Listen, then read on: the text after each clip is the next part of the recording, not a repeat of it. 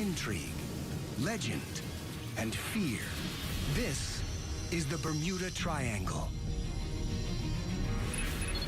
Now, using new technology, we can strip away the water, layer by layer, and unveil a hidden landscape.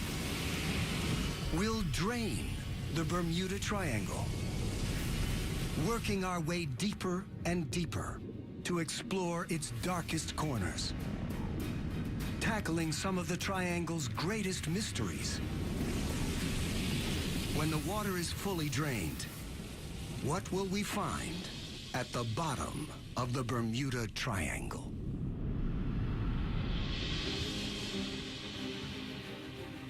Bermuda, an island oasis 650 miles off the east coast of the United States. For centuries, it's been a refuge for Atlantic shipping, but the island's waters conceal a deadly threat. At the same time as being incredibly attractive, Bermuda also represents a serious no-go area for mariners without specific Bermuda experience. Bermuda's name comes to strike fear into the hearts of sailors and earns a reputation as the Isle of Devils. The paradox of Bermuda's paradise is that it was literally a ship's graveyard for its first 200-300 years. As custodian of the wrecks, Philippe Rouja tracks and monitors Bermuda's historic shipwrecks. And there are plenty to keep him occupied. In fact, these waters may have claimed up to 300 vessels. Why have so many ships perished in these crystal-clear seas, so close to land? Philippe sets out to visit several wrecks that could shed some light on this mystery.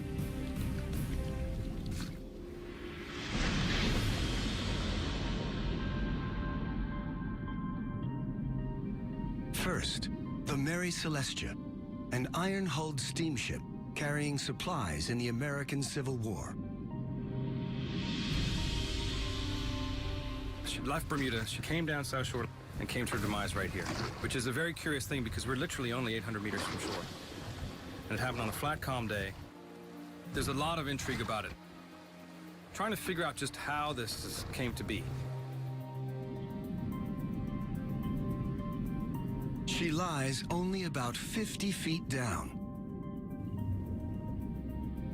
The ship's distinctive paddle wheel is still recognizable.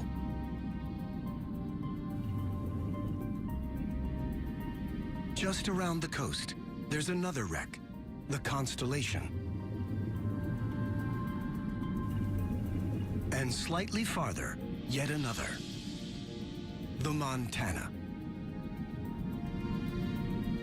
In fact, according to Philippe's records, numerous wrecks completely encircle Bermuda. There's clearly something out there that poses a deadly threat to shipping. To address this and other long-standing Bermuda Triangle mysteries, we need to see the underwater lay of the land. Removing the ocean layer by layer to gradually reveal an extraordinary landscape.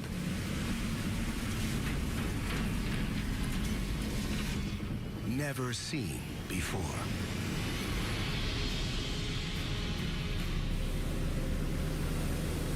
To look into the Bermuda Triangle's depths, we use a fast-evolving technology called sonar mapping. Sonar mapping fires sound waves to the ocean floor. The return signals display the shape and depth of the land beneath. And it's sonar technology that may help uncover the cause of the hundreds of shipwrecks surrounding the island. Hey, Nick. All right, good, man. How you doing? Geologist Nick Hutchings is a modern-day prospector.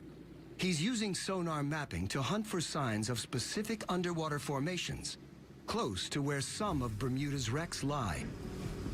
Turn up and then run straight. What we're looking for are mineral deposits, and they could be in the form of extinct vents hydrothermal vents, known as black smokers. Nick believes the now extinct vents could contain rare metals and minerals. We would be looking at gold and copper. And with the crusts, there you're looking at platinum, cobalt, nickel, and particularly the rare earths. And the rare earths are important now because they're vital to all of our modern technology. In order to seek out the valuable metals, Nick's using a multi-beam sonar device. The data reveal an extraordinary underwater landscape around Bermuda, including what appears to be a mountain edge. We have a big sort of flat plateau. We'll steam out to what we call the edge. You get to the side and then it runs down at a slope of about 60 degrees. And that run down 350 fathoms. Why are we finding the edge of an underwater mountain just off the coast of Bermuda? To find out, we need to see the bigger picture. The latest sonar data from all around Bermuda allow us to virtually drain this entire area. With the water gone, the tiny island appears to perch on a spectacular mountaintop, a seamount 2.5 miles high, all alone in the middle of the Atlantic Ocean. So how did it get here? The reason why the island is here today is because of a very significant volcanic eruption that took place in this relatively isolated spot in the ocean plate that stretches from the earliest phase of development of the Atlantic Ocean. The volcano grew bigger and bigger over millions of years until it finally towered above the ocean's surface. It erupted and completed a huge volcanic island that would have stuck up 3,000 or 4,000 feet above current sea level now. After the volcano became extinct 30 million years ago, wind and rain eroded the mountain down to a flat plateau. Then, as sea levels rose after the Ice Age, Bermuda was left as a small island on top of the seamount. Today, reefs have built up on the slopes of this ancient volcano and now surround most of Bermuda. Bermuda's reefs are our natural barrier for protecting us from the fury of the ocean, but it's also been the sad fate for many mariners. These reefs are potentially deadly to shipping, but it's what is living on the reef that poses an even more treacherous threat. Locally, they're known as boilers or breakers. Breakers are formed by a type of rocky algae and the shells of millions of tiny mollusks. Together, they create an incredibly hard limestone structure, which can grow up to 35 feet from the seabed, with the tops sometimes breaking the surface at low tide. The breakers themselves are actually materially harder than the surrounding reef, which is why they've survived and which is why the processes that created them have continued to persist. And so any ship encountering one of these things, wooden, metal, or otherwise, would be in for a very serious impact. Breakers sometimes have sharp points. These can pierce a ship's hull like a can opener, potentially sinking it in minutes. And they can be at their deadliest in calm weather. One of the ironies of breakers is that they're more visible when there's wave action and storms. So in fact, the breakers are sometimes at their most dangerous on a flat, calm day because they can't be seen at all. Breakers have caused many of Bermuda's shipwrecks. The Mary Celestia is one of them. This concealed threat surrounds Bermuda, a deadly legacy of its volcanic past. Draining the island of Bermuda helps to explain the hundreds of wrecks found here. But this is only one small corner of a vast triangle that stretches from Bermuda at the northern point to Puerto Rico in the south, with the Florida coast forming the western tip. And a World War II-era flight out of Florida may be the best known of all the Bermuda Triangle myths. Flight 19, the Lost Patrol. Now, a dive team prepares to go in search of an aircraft involved in the baffling events of that day. As we drain deeper, new discoveries may finally help solve this mystery. December 5th, 1945. 5 Avenger torpedo bombers take off from Fort Lauderdale Naval Air Station in Florida. Flight 19, as it's codenamed, is a routine navigation training mission along the Atlantic coast. In command is U.S. Navy Lieutenant Charles Taylor, a highly experienced airman. He's led dozens of training missions, but is unfamiliar with this particular stretch of coast. Midway through the mission, things start to go wrong. Lieutenant Taylor reports trouble with his compasses. With the weather deteriorating fast, they're soon hopelessly lost. A PBM-5 Martin Mariner sets out on a rescue mission to locate the flight and guide the pilots back home. The Mariner calls in a routine message. After that, it's never heard from again. No wreckage has ever been recovered from Flight 19 or the Mariner rescue plane. All kinds of weird and wonderful theories have been put forth to explain the disappearance of these aircraft, from alien abductions to the effects of an electromagnetic fog. It's more likely the pilots simply got lost, ran out of fuel, and had to ditch somewhere over the ocean. The Mariner and Flight 19 ran into trouble somewhere in the area surrounding the Bahamas. For the first time, it's possible to drain this area to the seabed, around 3 miles down. Draining reveals a vast, featureless underwater zone known as the Abyssal Plain. It's like a gigantic underwater desert, and easy to see why the aircraft have never been recovered. But now, 70 years later, we may finally be close to finding the Martin Mariner rescue plane. Mike Barnett is a technical diver who specializes in hunting down lost aircraft. He's spent years investigating the Flight 19 incident and thinks he's got a pretty good idea where the Mariner crashed. I tried to recreate the flight path in my mind where this aircraft might have gone and where it went down. Starting off down here at Banana River Naval Air Station where the aircraft launched from, it traveled north up to Cape Canaveral and then it headed offshore to rendezvous with the search area it was assigned. We know about a half hour after taking off, there was an explosion sighted. There's a freighter out there that recorded seeing an explosion midair. When the vessel got on site, they didn't find any debris. Either the aircraft sunk or portions of it were carried away by the Gulf Stream. Today, Mike and his team set out in search of the remains of the lost aircraft. The site we're going to investigate today, it's about 230 feet of water, about 50 miles off the coast. We think this is a potential suspect worthy of investigation because it is in the general area. It's a little bit north of where we would expect it, but with the influence of the Gulf Stream, it could have been carried north.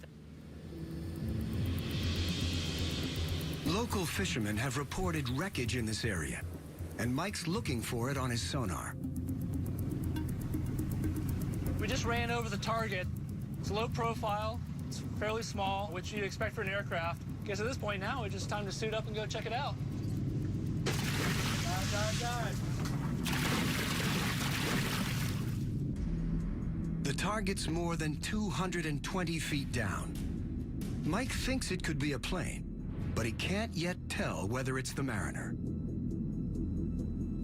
Visibility at this depth is limited, and a strong current makes the search really challenging. We know we're close. There's a lot of fish and shipwrecks. They attract fish, so we know we're in the vicinity.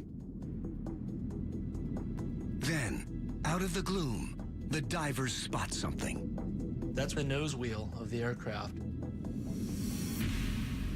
And just a stone's throw away, the rusted fuselage of a large aircraft. As an aircraft wreck site, this is quite interesting. You have a lot of intact structure there. Typically, over time, these aircraft are just bits and pieces on the seabed. So to see something like this is quite spectacular. Could this be the wreckage of the Mariner rescue plane? The next step is to record any evidence that might identify the aircraft. They spot pylons along the wings, which look like they could have been mounts for pontoons. The aircraft seems to have been amphibious. Portholes on the side of the fuselage are what you expect to find on a Mariner. And the shape of the horizontal stabilizer looks familiar to the divers from photographs of the airplane. It suggests this could be the amphibious Mariner rescue plane, but the team hasn't found a definitive piece of evidence. It's definitely a plane. I want to be very careful what I say, but there are some very interesting features. There's a lot of things you would expect for a search and rescue aircraft to have. And I want to get back and look at some pictures and video to some observations. I'm excited, very excited. Something that warrants further scrutiny. Mike needs an expert opinion to identify the plane, so he shows the dive footage to an aviation historian, Roy Stafford. Okay. Roy's a former U.S. Navy pilot and an authority on American military aircraft. This is the very start of the dive. We've made our way to the bottom, and we're heading up current to find the wreck. And as you can see, we're starting to see some debris come into view here. We originally were diving this with the hopes of finding the PBM-5 Martin Mariner, but as we're cruising around the site looking at some of the features, we're seeing things that are inconsistent with that, and so we're kind of left with the question, what aircraft is this? Well, judging by the brake system and the tire that was on there, it would be a post-World War II aircraft. Okay. I could tell that right off the bat. That looks like it's obviously part of the cockpit, the top of it, the windows. Roy is 100% certain this wreck's not the Mariner they've been looking for. But if the wreckage isn't the missing search and rescue plane, then what is it?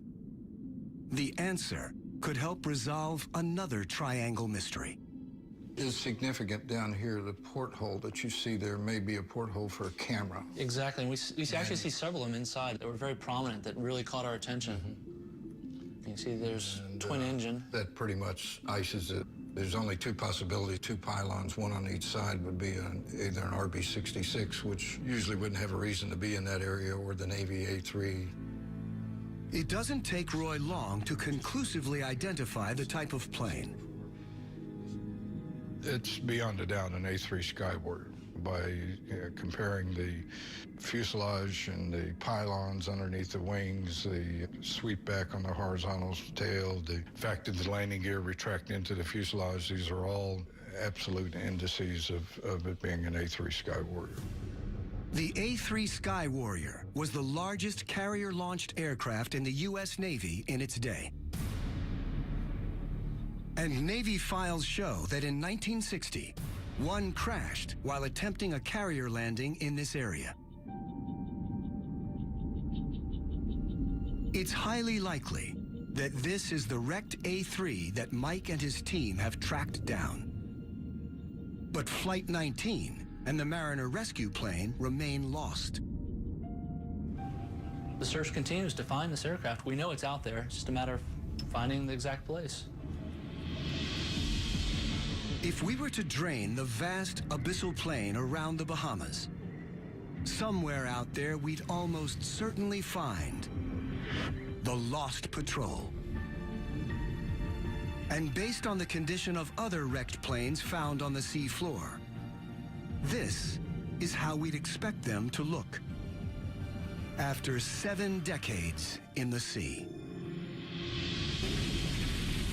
As we drain even more water from the Bermuda Triangle and head deeper, we'll encounter other bizarre phenomena.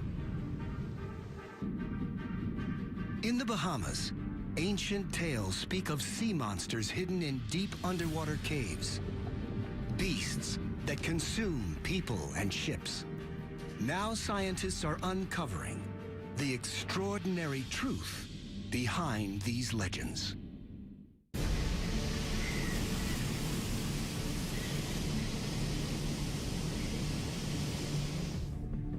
Just 50 miles off the coast of Florida, at the Bermuda Triangle's western point, lie the Bahamas. An archipelago of more than 700 islands. Here we encounter one of the Triangle's most mysterious natural forces. Whirlpools that, according to local legends, can suck down people and ships. With the ocean's drain to nearly 3 miles, a stunning landscape is revealed. The Bahamas sit atop a vast limestone plateau that rears up from the seabed. It's known as the Great Bahama Bank. Cliffs taller than any found on dry land soar nearly 15,000 feet, almost 3 times higher than the Grand Canyon. Closer to the shoreline, another phenomenon. Some of the strangest geological rock formations found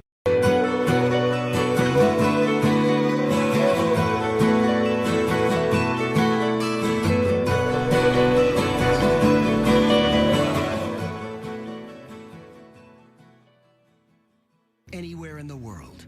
They're called the blue holes. Gigantic underwater cavities extending hundreds of feet below sea level. Dean's blue hole is the biggest and deepest of them all. Tom Iliff is one of the world's leading blue hole experts and well aware of the dangers. There have been instances where people get too close to the edge, and there's a very steep slope of sand that drops down into the blue hole. If you're not careful, one step over the ledge and you go sliding down into it. Over the years, Dean's blue hole has claimed several lives. Locals tend to keep their distance, warned off by some alarming supernatural tales. In the Bahamas, there's a lot of stories and folk legends pertaining to blue holes. One of them is that there's a monster called the Lusca that lives down in the blue hole, and the water coming in and out is actually the Lusca, this monster, inhaling and exhaling water. There's stories of ships coming in close to the blue hole and actually being sucked down by the inhalation of Lusca. Incredibly, Tom has observed whirlpools at Dean's blue hole, just like those spoken of in the legends. When the tide's been going in, I've seen as many as 3 vortexes or whirlpools simultaneously sucking water down into this cave. Tom's eager to find a rational explanation for this strange phenomenon.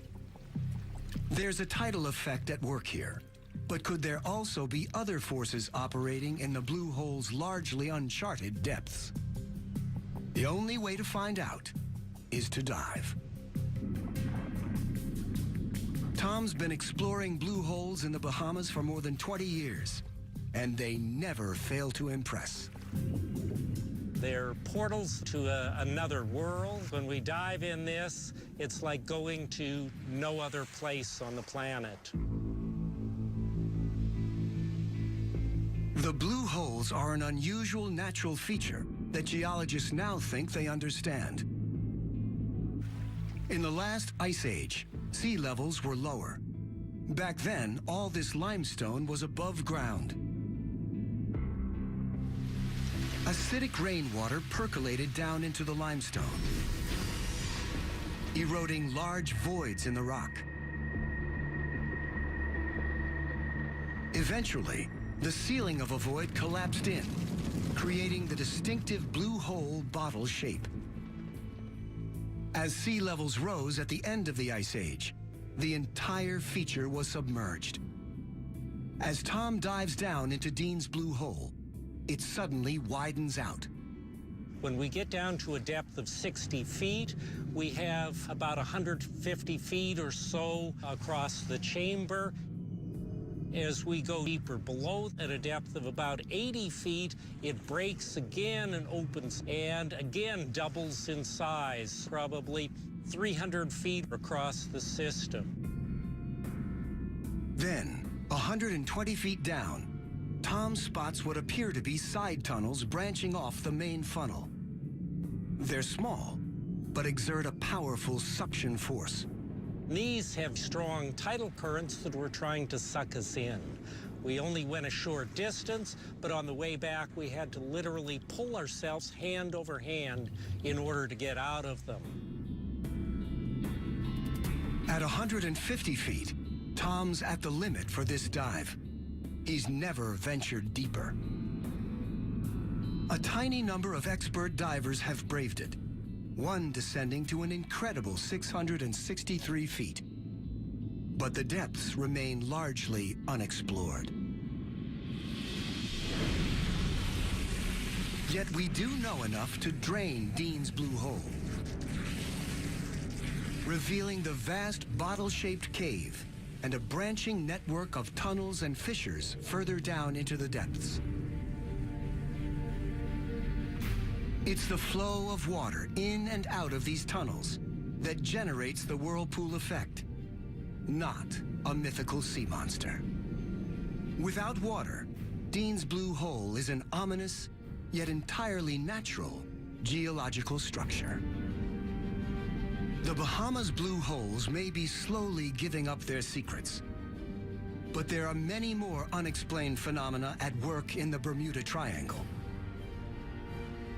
Strange tales of gigantic walls of water appearing out of nowhere, and a curious underwater substance covering the seabed with the potential to destroy ships. March 1918, a U.S. Navy cargo ship sets sail from Barbados.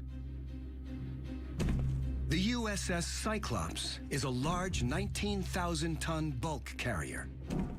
She's transporting a cargo of manganese ore, and there are 309 men on board. One day out of port, she enters some of the deepest waters in the Bermuda Triangle area and simply disappears. No trace of the massive ship or its crew has ever been recovered.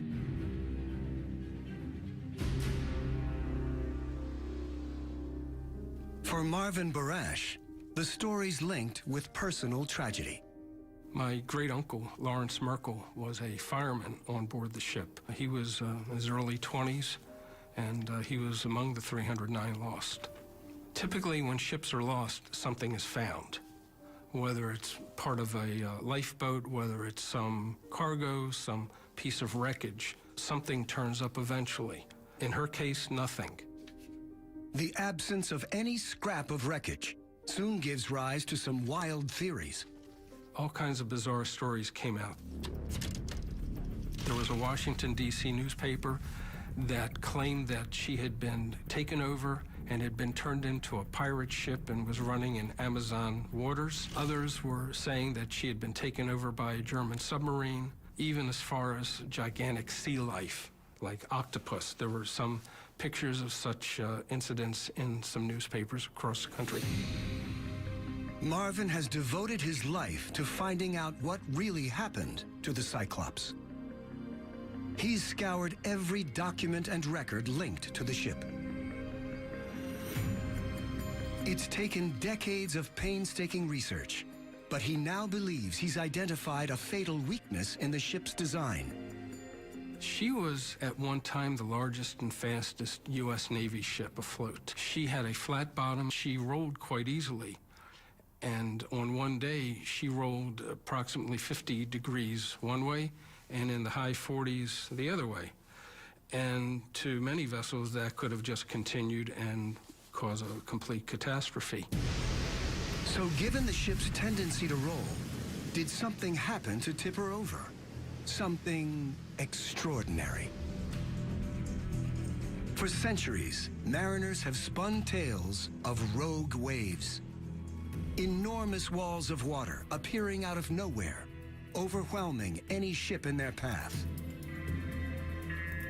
The idea of rogue waves has been the thing of legend for many, many hundreds of years. Mariners come back reporting having seen these waves, having experienced and survived these rogue waves. According to Dr. Simon Boxall, these old tales can no longer be ignored. By using satellites, we can observe the entire world in a few days. And so we have, over the last 20 years, observed and measured freak waves, which are, in some cases, in excess of 100 feet. So they do exist. Supersized waves have occasionally been captured on film. This one, in the winter of 2012, slammed into an emergency response vessel in the North Sea.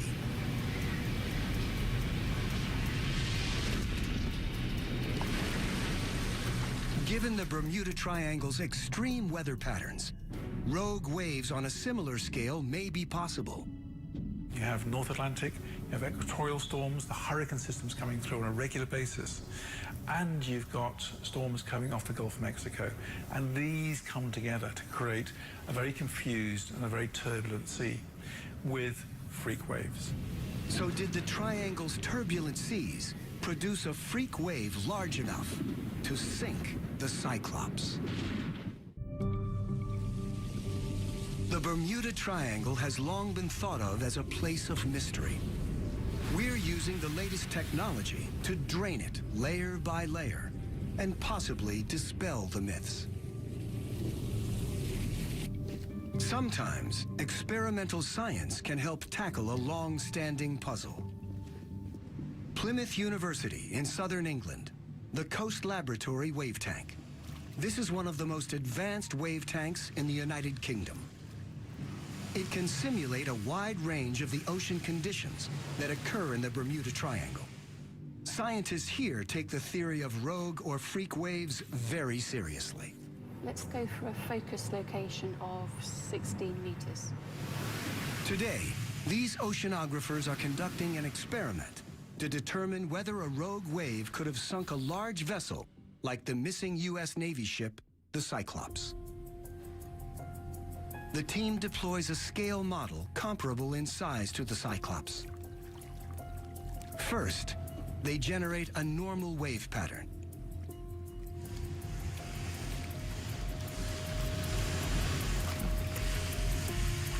With waves the equivalent of 25 feet high, the vessel remains stable.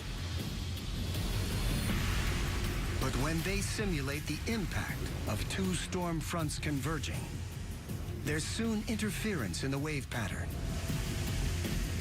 And suddenly, as if out of nowhere, a rogue wave. It's the equivalent of a wave more than 50 feet high, and its impact on the scale model is clear.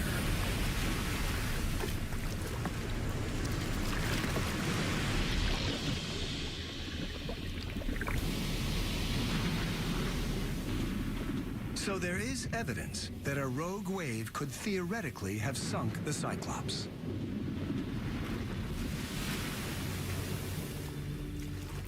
But there's another bizarre phenomenon that could explain the loss of the ship.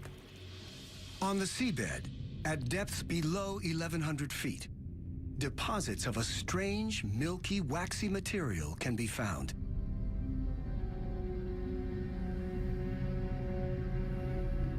A single patch can cover an area bigger than Manhattan.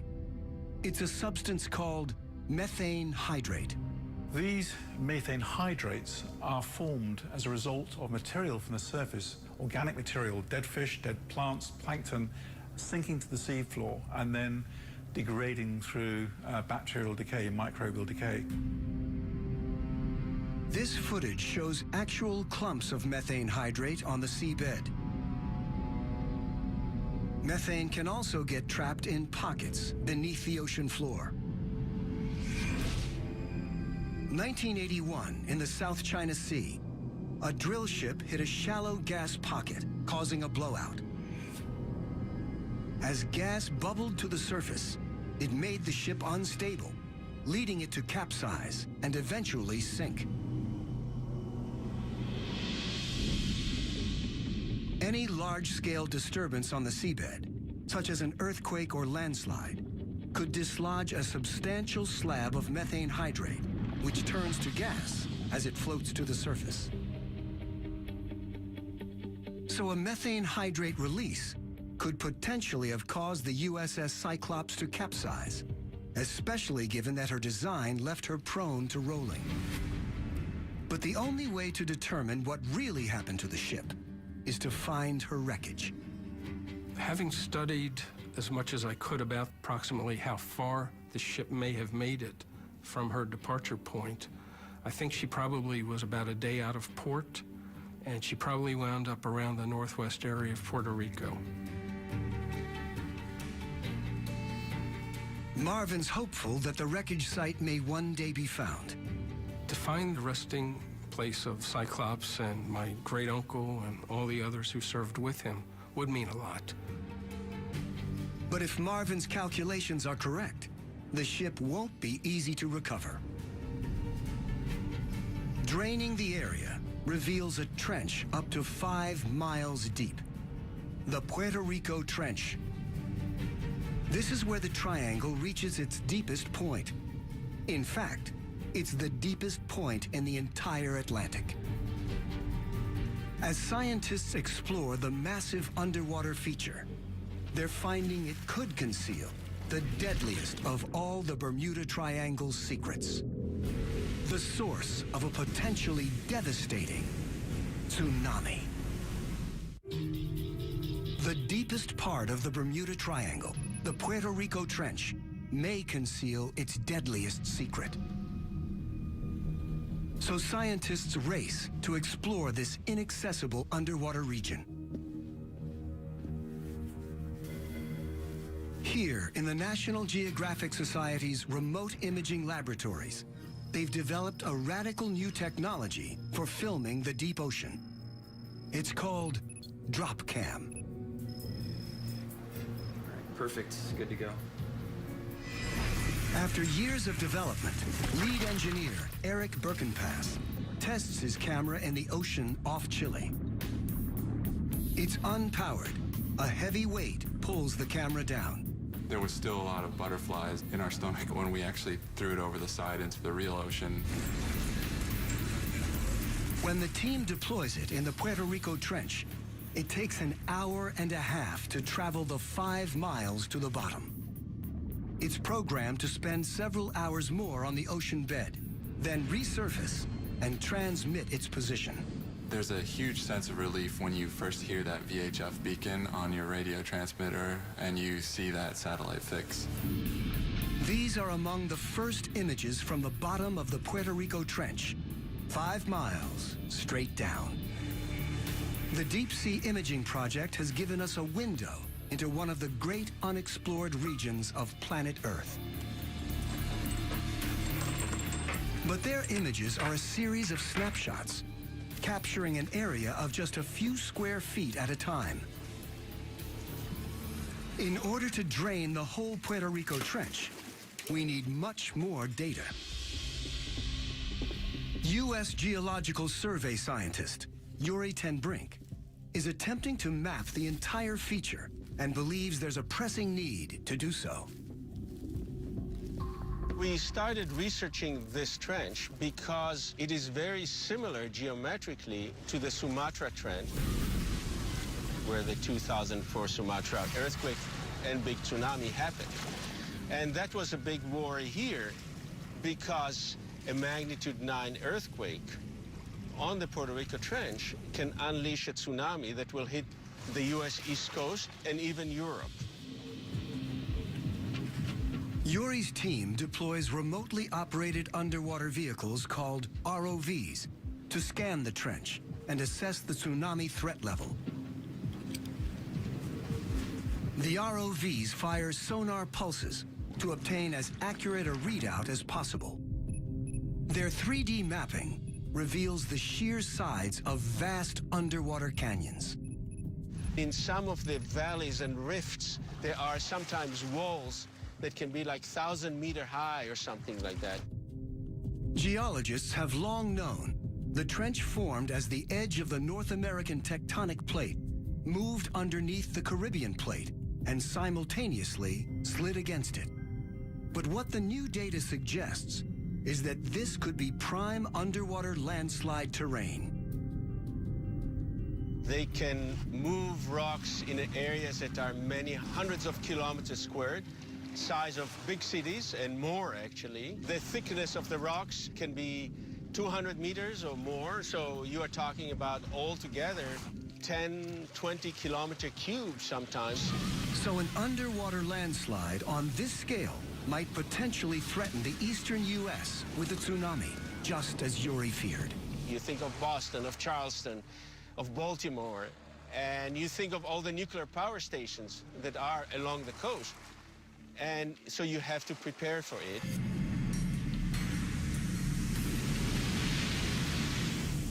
The terrifying impact of a tsunami on an insufficiently protected nuclear power station is now understood.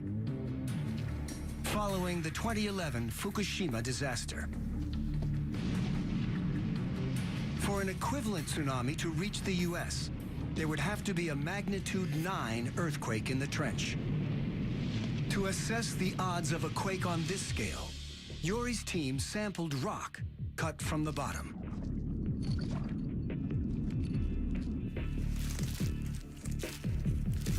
Back in the lab, they were able to reach conclusions about the threat to East Coast residents and those living closer to the trench. From our current understanding, we are not sure that it's capable of such large earthquakes. That not to say that it's not capable of big earthquakes, magnitude 8 to 8.5. That could also happen. They may not hit the U.S. East Coast, but they will still cause tremendous damage in the Caribbean.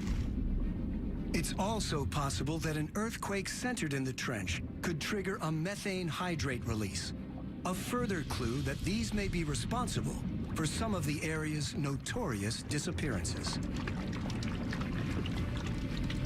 Yuri's completed data allow us to drain 500 miles of the Puerto Rico Trench.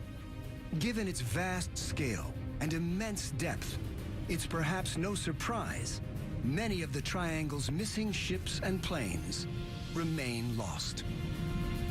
There are spectacular sheer cliffs several miles high.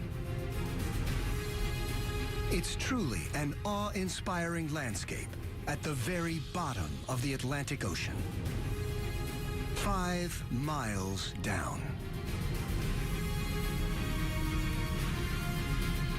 Draining the Bermuda Triangle has shown a stunning range of highly varied terrain.